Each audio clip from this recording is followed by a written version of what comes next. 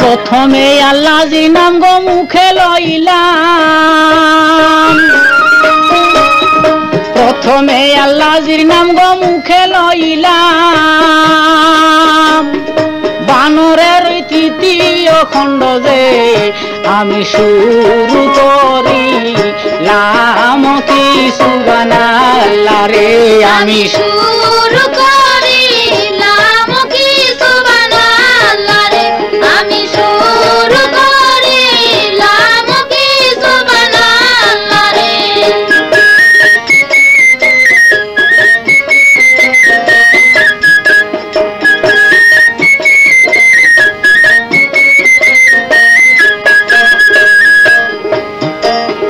হরিণকে দুলাইতে বানর পিছে পিছে যায়, হরিণকে দুলাইয়ে বানর পিছে পিছে যায়। দিদি যে বিমতি হইল গো ওই যে অগুর জঙ্গ লায় কি সুবহানাল্লাহ রে, ওই যে আগুর জঙ্গলায় কি সুবহানাল্লাহ রে, ওই যে আগুর জঙ্গলায় কি সুবহানাল্লাহ রে।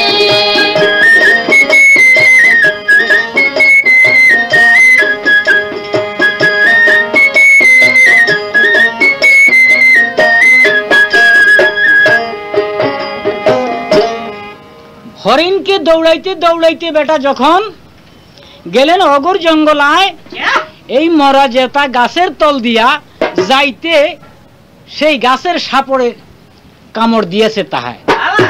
সাপের কামড় খাইয়া বানরা মরলেন সেই জায়গায়। এখন তো আর এইখানে তাকে রক্ষা করার মতো কেউ নাই।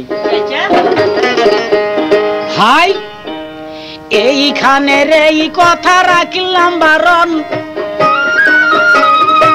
এইখানে রে এই কথা রাখিলাম বারণ। সদাগরের কিছু যে কথা গো শুনেন সর্ব জন কি সুবহানাল্লাহ রে, আরে শুনেন সর্বজন কি সুবহানাল্লাহ রে, আরে শুনেন সর্বজন কি সুবহানাল্লাহ রে।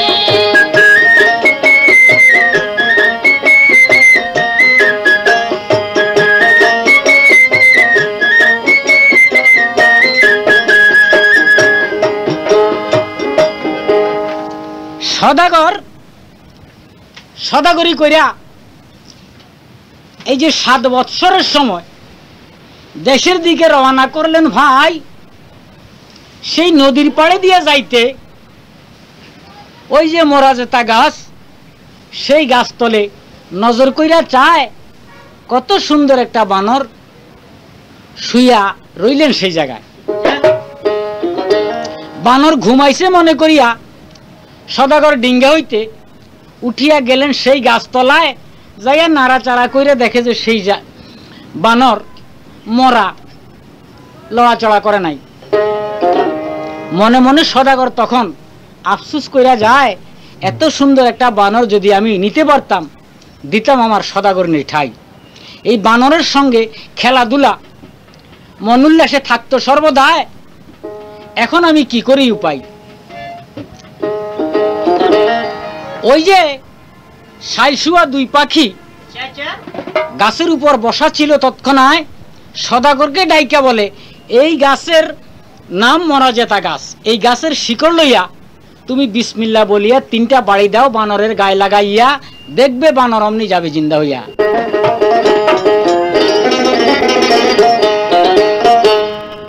যখন সদাগর এই কথা শুনতে পায়, সেই গাছের শিকড় লইয়া বিসমিল্লাহ বলিয়া 3টা বাড়ি দিলেন বানরের গায়ে।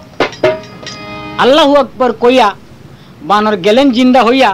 সদাগর তার গলার মধ্যে চেন লাগাইয়া ডিঙ্গা লয় তুলিয়া নানা রকম বাদ্যযন্ত্র কইরা ডিঙ্গা ভিড়াইলেন আপন ঘাটে নিয়া। সদাগরনি দেখে তখন উঠিলেন জ্বলিয়া। যখন বানর লইয়া সদাগর বাড়ি চলে যায়, সদাগরনি গোসাতে জ্বলিয়া তখন সদাগরকে বুঝায়, তুমি কেন আসলে? তুমি তো আমার স্বামী নয়, তুমি আমার সঙ্গে যে প্রতিজ্ঞা করে বাণিজ্যতে গিয়াছ চলিয়া আজকে 8 বৎসর গত করিয়া তুমি আসিলে ফিরিয়া, তোমার কথা মতে আমার নিজের ইচ্ছা মতো আমি তোমাকে ত্যাগ করিয়া এই বানরকে আমি স্বামী লইলাম। যাই, তার কয়েকটা রূপগুণ আছে, সেটা তোমার কাছে বলা আমার দরকার নাই।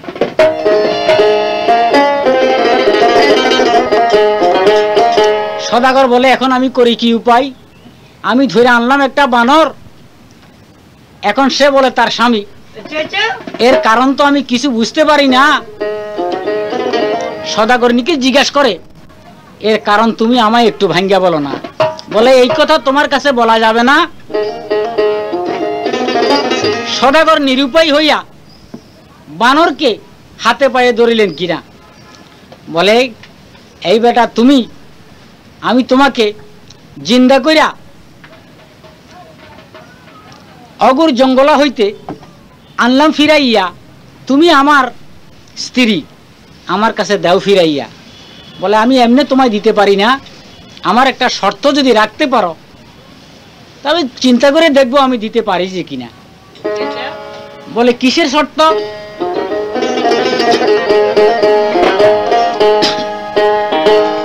বলে, মরা জেতার শিকড়খানি যদি তুমি আমার হাতে দাও উঠাই, তোমার স্ত্রী তোমাকে দিয়া আমি আমার আপন দেশে চলে যাই। এই কথাটা সদাগরে যখন ভাই শুনিল, এই কথাটা সদাগর ভাই যখন শুনিল, মরা যে তার শিকড় দিয়া রে ও তার বউ ফিরাইয়া লইল কি সুবহানাল্লাহ রে, ও তার বউ ফিরাইয়া লইল কি সুবহানাল্লাহ রে, ও তার বউ ফিরাইয়া লইল কি সুবহানাল্লাহ রে।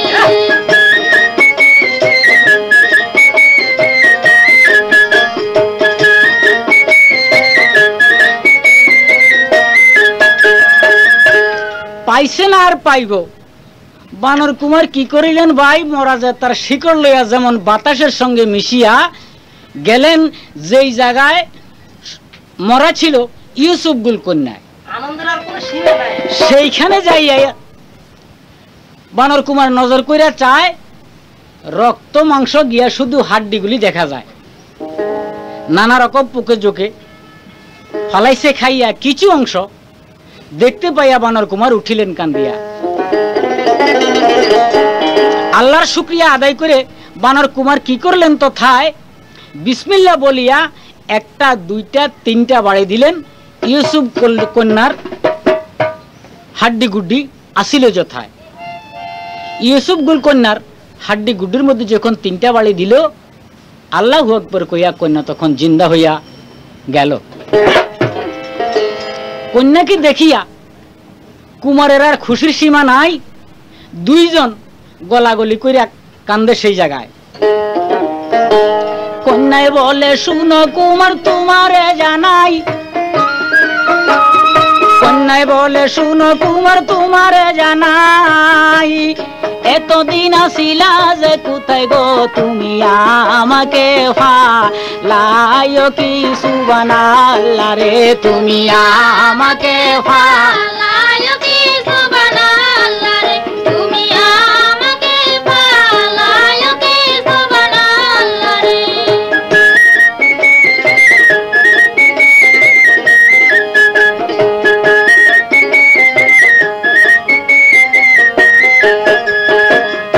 বলে, শোনো কন্যা, ভেদ বুঝি তুমি জানো না, তোমার বাপের জল্লাদে তোমাকে কাইটা এই জায়গায় রাইখা গেছে কিনা।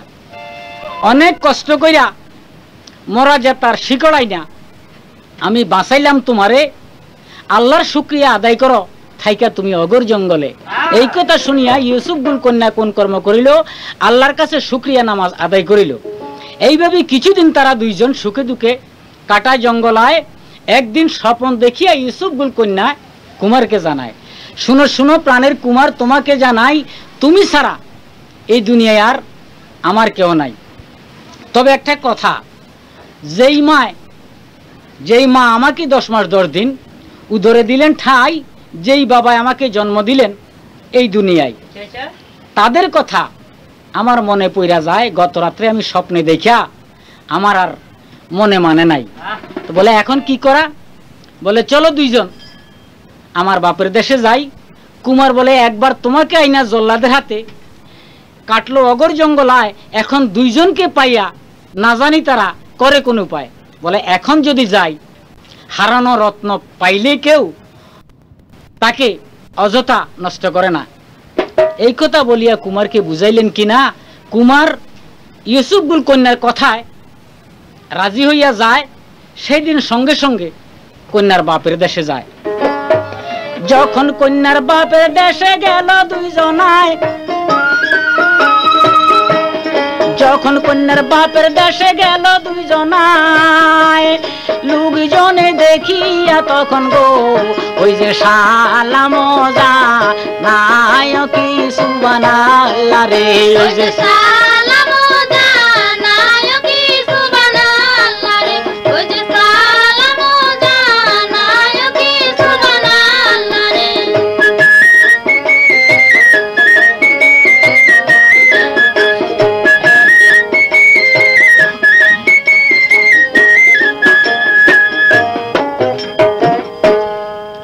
কন্যাকে দেখিয়া কন্যার মাতা পিতার আর খুশির সীমা নাই। জিয়ে জামাই দুইজনকে আদর কইরা বাড়ি লইয়া যায়। বলে কোথা হইতে এতদিনে আসিলা ফিরিয়া? জল্লাদ বলেছিল তোমাদেরকে অগর জঙ্গলে ফালাইছে কাটিয়া। কন্যা বলে সত্য কথা মাগো, আমি জানাই সব জনায়, জল্লাদ আমাকে কাইটা ফেলছিল অগর জঙ্গলায়। এই যে তোমাদের জামাই মিয়া এই কুমার আমাকে আনিল বাঁচাই, আমি মরা মানুষ জিন্দা হইয়া আসলাম ফিরে তোমাদের দরজায়। মাতা পিতা শুনে তখন খুশির সীমা নাই, চতুর্দিকে দামামা তখন দিয়াছে পিটাই। বলে আজ থেকে 1 সপ্তাহ পর্যন্ত আমি একটা মেজজানিখানা দিব এই জায়গায়। আমার ঝি জামাই যখন ফিরা আসলো আমার দরজায়,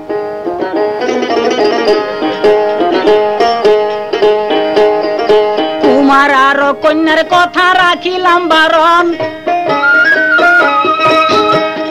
কুমার আর কন্যার কথা রাখিলাম বারণ, 6 ভাইয়ের কথা যে কিছু গো এখন শুনেন দিয়া মন কি সুবহানাল্লাহ রে, এখন শুনে মন দিয়া রে সুবহানাল্লাহ রে, এখন শুনে মন দিয়া কি সুবহানাল্লাহ রে।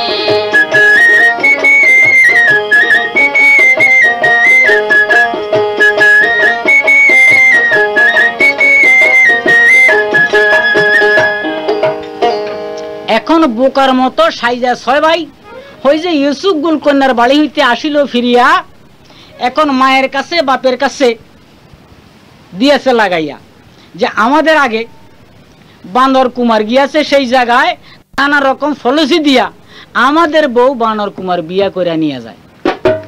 মাতা পিতা শুনে তখন রাগ গুসা সামালতে পারে না, বলে এবার কিছু দেখাইয়া ছাড়বো বানরকে, এমনি ছাড়বো না।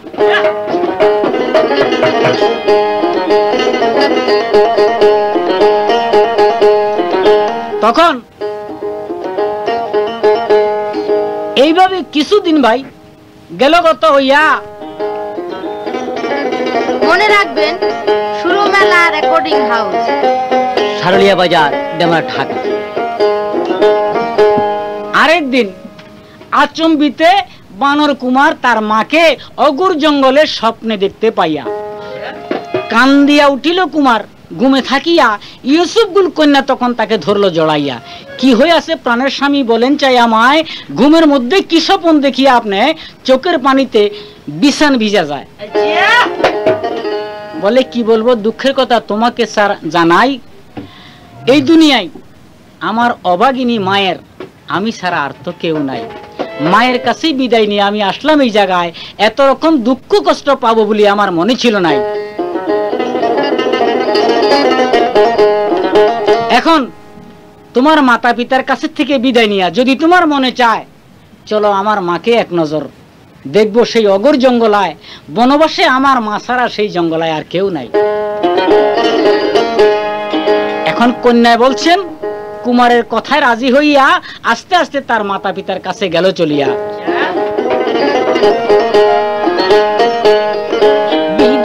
বিদায় দাও মা গো তোমরা রে জানাই, বিদায় দাও মা গো তোমরা রে জানাই, কুমারের সঙ্গেতে আমি গো ও তার দেশে চইলা যাইও কি সুবহানাল্লাহ রে, ও তার দেশে চইলা যাইও কি সুবহানাল্লাহ রে, ও তার দেশে চইলা যাইও কি সুবহানাল্লাহ রে। মাতা পিতায় খুশি হইয়া বিদায় দিল ভাই, মাতায় পিতায় খুশি হইয়া বিদায় দিল ভাই, ধনরত্ন দিয়া যে তারে গো ডিঙ্গা দিয়াছে ফুরায় কি সুবহানাল্লাহ রে, ডিঙ্গা দিয়াছে ফুরায় কি সুবহানাল্লাহ রে, ডিঙ্গা দিয়াছে ফুরায় কি সুবহানাল্লাহ রে।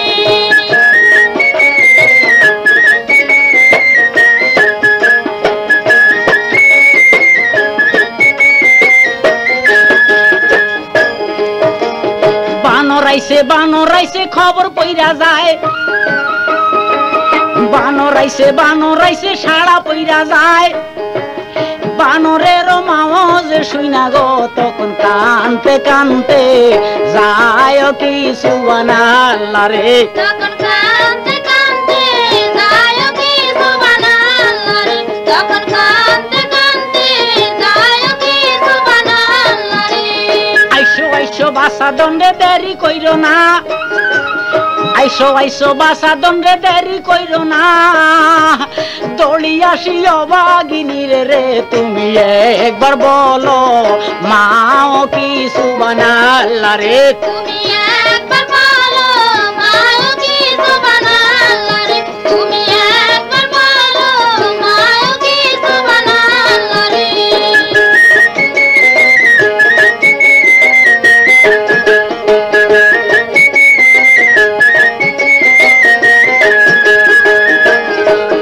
বাসা বানর কুমার নির্ধন,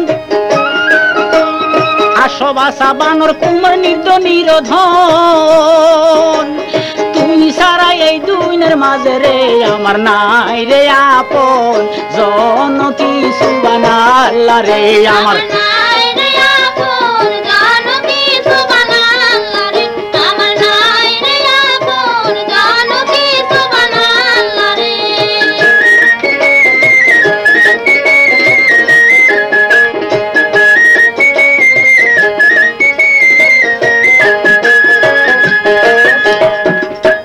বানর কুমার মাকে দেখে দৌড় মারিয়া পাউদরিয়া সালাম জানায়, পুত্রবধূ দেখা মায়ের আর খুশির সীমা নাই, আগ বাড়াইয়া পুত্রবধূকে নিলেন ঘরে টানিয়া, কন্যার বাপের ধন সম্পদে যাহা দিয়াছে একটা রাজপুরী যেমন দিল সাজাইয়া।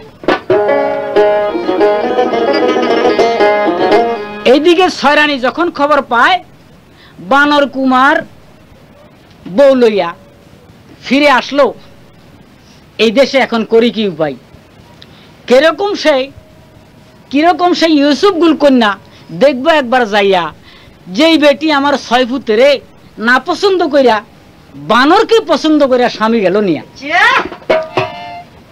এখন ইউসুফ গুল কন্যাকে দেখতে গিয়া বেটকি সেটকি মাইরা আসলো সেই জায়গায়, বলে যেইভাবে পারি ধ্বংস আমি করব আসিয়া তোমায়, তোমাকে গড়ছাড়া না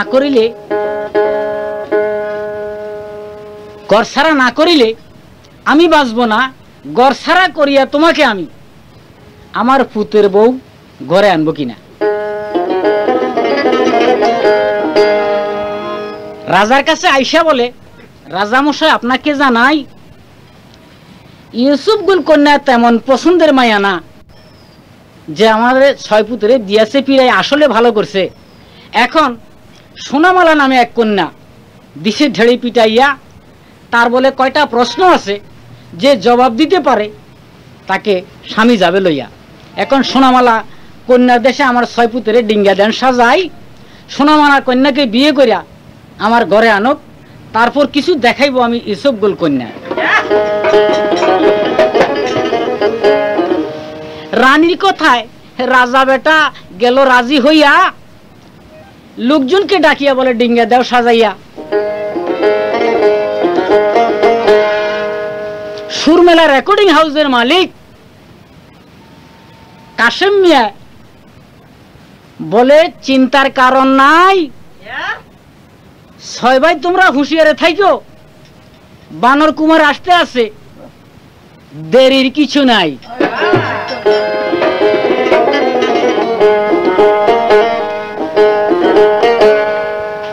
ছয় ভাই ডিঙ্গের মধ্যে যখন উঠা যায়, আস্তে আস্তে বানর কুমার পিছে পিছে লাগা রইয়া যায়। মায়ে বলে বাসাদন আর যাইও না, এইবার তোমার ছয় ভাইয়ের সুযোগ পাইলে আর তোমাকে ছাড়বে না।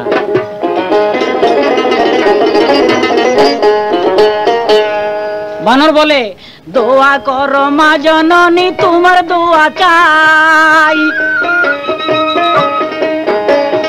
দোয়া করো মা জননী তোমার দোয়া চাই, আল্লাহ যাকে দয়া যে করে গো তাকে মারিবার শক্তি নাই কি সুবহানাল্লাহ রে, তাকে মারবার শক্তি নাই কি সুবহানাল্লাহ রে, তাকে মারবার শক্তি নাই কি সুবহানাল্লাহ রে।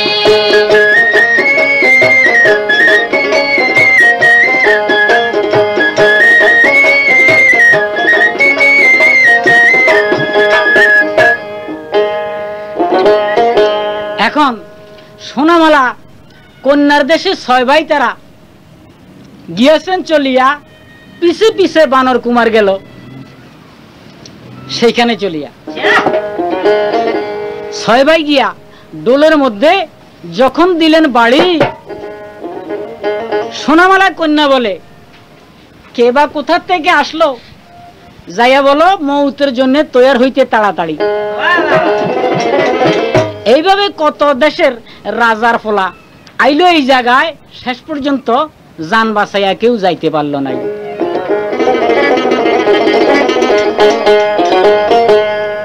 বেশ ভালো। সোনামালা কন্যা শুনিয়া তখন আস্তে ধীরে ছয় কুমারের কাছে যায়, বলে কি লাগিয়ে আসছো তোমরা বলো চাই আমায়। বলে তুমি নাকি শুনছি বিয়ের পরোয়ানা দিয়েছ পাঠাই, তোমার কয়টা সওয়াল আছে, যে বলতে পারে তুমি স্বামী নিবে দুনিয়ায়। বলে হ। বলে যে কি সওয়াল? বলে তোমরা যে বিয়ে করতে আইছো সওয়ালের জবাব দিয়ে বিয়ে করবে, আগে তোমাদের মা বাপ থেকে বিদায় আনছো কিনা বলো চাই আমায়। আমার সওয়ালের জবাব যদি না দিতে পারো, আমি কইয়া যাই এই জিন্দিগির জন্য আমি এই টুকরা টুকরা করে সাগরে দিব যে বাসাই। শিকার আসনি? এখন নিরুপায় হইয়া বলে আসি। এখন কন্যায় বলে ওগো দাসী, চলো মোরা আগ দরজায় এই ছয় কুমারের কাছে এখন আমার প্রশ্নগুলি আমি জিজ্ঞাই চাই। আস্তে আস্তে কন্যা এখন সওয়ালগুলি ছয় ভাইকে শোনায়। প্রথম সওয়াল আমার, শুনো ছয় কুমার, 16 কানি পরিমাণ দিঘি যে আমার, দুধ চিনি দিয়া তুমি দিবে ফুরাইয়া। দ্বিতীয় সওয়াল আমার, যাইতেছি বলিয়া, দিঘি 3 পাড়ে 3টা তাল গাছ আছে, এক তীরে সেইগুলিকে দিবে শিকার করে।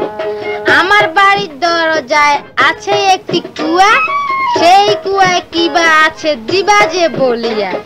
3 কথার উত্তর যদি দিতে পারো কইয়া, তবে তোমার সঙ্গে আমার হইতে পারে বিয়া। দেখেন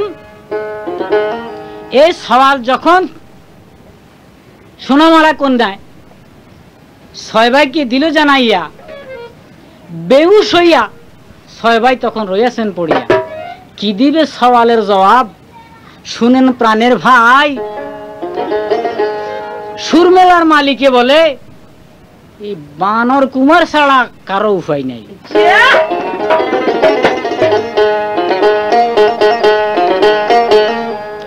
কন্যা বলে কি করিলাম কি করি উপায়, কন্যা বলে কি করিলাম কি করি উপায়, কোথায় আছে প্রাণের জল্লাদ রে, তারে জলদি ডাক সায় কি সুবহানাল্লাহ রে, তারে জলদি ডাক সায় কি সুবহানাল্লাহ রে, তারে জলদি ডাক। সুরমেলা রেকর্ডিং হাউস, শারলিয়া বাজার, ডেমরা, ঢাকা।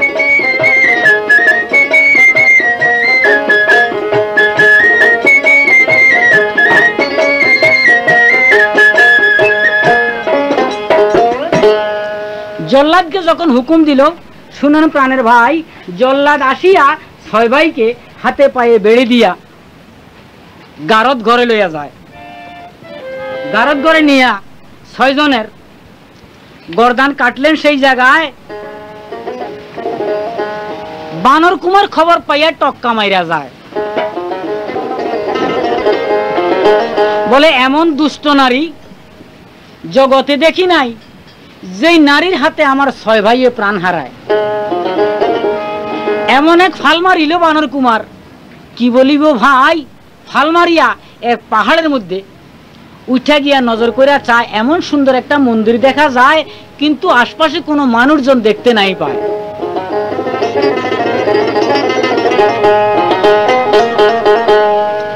আস্তে আস্তে সেই মন্দিরের দরজায় গিয়াছেন চলিয়া, বিসমিল্লাহ মুখে লওয়ার সাথে সাথে মন্দিরের দরজা গেলেন খুলিয়া। দরজা যখন খুলে গেছে, বানর কুমার নজর কইরা চায়, অপরূপ সুন্দরী এক কন্যা শোয়া সেই জায়গায়, কিন্তু সেই কন্যার হুশগুশ নাই। আগে পাশে দেখে দুইটা ছুরি পড়া রইলেন সেই জায়গায়। তাই দেখিয়া মনে মনে ভাবছেন বানর কুমার, এখন কি করি উপায়। সিরানের থেকে ছুরিটা নিয়া পায়ের কাছে রাখলো, পায়ের থেকে ছুরিটা নিয়া তার মাথার কাছে রাখলো। যখন অলট ফলট ছুরি করলো সেই জায়গায় ফাল মারিয়া, কন্যা তখন উঠিয়া বসলেন এবং কুমারকে দেখা জিগায় তৎক্ষণাৎ, হে কুমার, তোমার মতো এত অপরূপ সুন্দর মানুষ আমি আর কবু দেখি নাই, কোথা থেকে কিভাবে তুমি আসলে এই জায়গায়? বলে তুমি কে, কোথা হইতে, কিভাবে, কার হাতে ধরা পড়া আসলা এই জায়গায়? বলে আমাকে দেয় ধৈর্যা আনছে এই জায়গায়, কিন্তু আমার পরিস্থানে ঘর। আমি তোমাকে জানাই, তুমি তাড়াতাড়ি এখান থেকে যাও না ভাই, পলাই।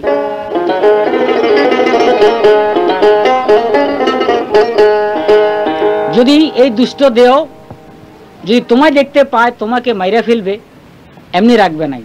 বলে শোনো কন্যা, আমি তোমাকে জানাই, তোমার নামটা শুধু তুমি বলে দেও আমায়। বলে আমার নাম দুধমেহের কন্যা, আমি দিলাম বলিয়া শোঁ শব্দ হইতেছে, এই দানব আসতেছে, তুমি যাও পলাইয়া। বলে আচ্ছা ঠিক আছে, আমি যাইতেছি পলাইয়া। এই দানবের কিভাবে মরণ তুমি একটু লইবা জিগাইয়া, কারণ যদি তুমি মৌত খবর লইতে পারো, তার থেকে যাই যে কোনো কলে কৌশলে পারি আমি চেষ্টা করব তাকে মারতে দুনিয়ায়। এই কথা বলিয়া কুমার আড়লে রইলেন চাপিয়া। দেও আইসে বলে আজকে মানুষের গন্ধ পাওয়া যায়, এই কি ব্যাপার বলো চাই ভাঙ্গিয়া।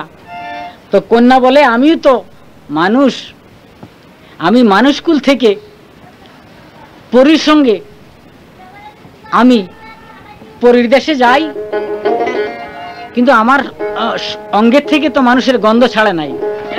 বলে আচ্ছা